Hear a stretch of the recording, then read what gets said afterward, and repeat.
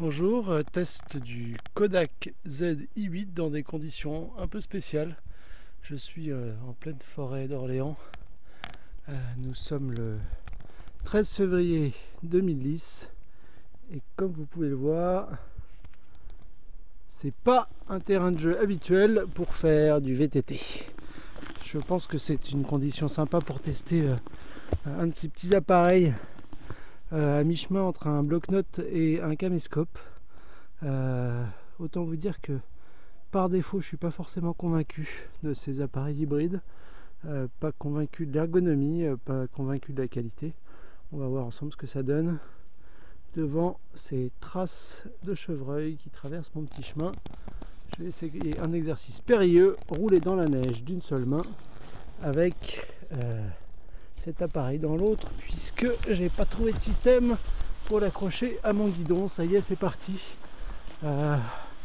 Conditions de luminosité assez limites, puisqu'il doit être quelque chose comme à 4 h de l'après-midi en plein février, un ciel assez couvert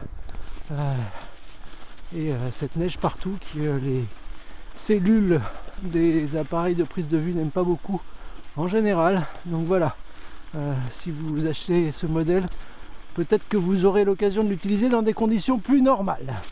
En tout cas, l'avantage de cet appareil, c'est que sans aucune pièce mécanique, au moins il supporte le froid. C'est déjà ça de prix, un peu mieux que moi puisqu'il doit faire moins 5 degrés actuellement, ce qui n'est pas idéal pour faire du vélo, surtout d'une seule main.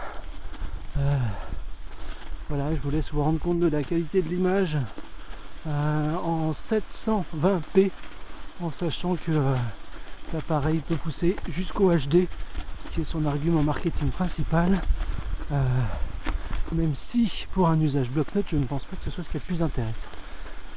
Deux positions aussi, celle que j'utilise actuellement pour la prise de vue de loin, et puis il y a un petit bouton que je vais essayer de vous montrer sans me gaufrer, vous allez certainement l'entendre d'ailleurs, qui permet de passer en position macro pour regarder ces fougères ou cette neige de très près. Vous voyez, c'est flou et maintenant c'est net. Voilà pour ce premier essai de cet appareil. Je vous en dirai un peu plus en condition labo. À bientôt.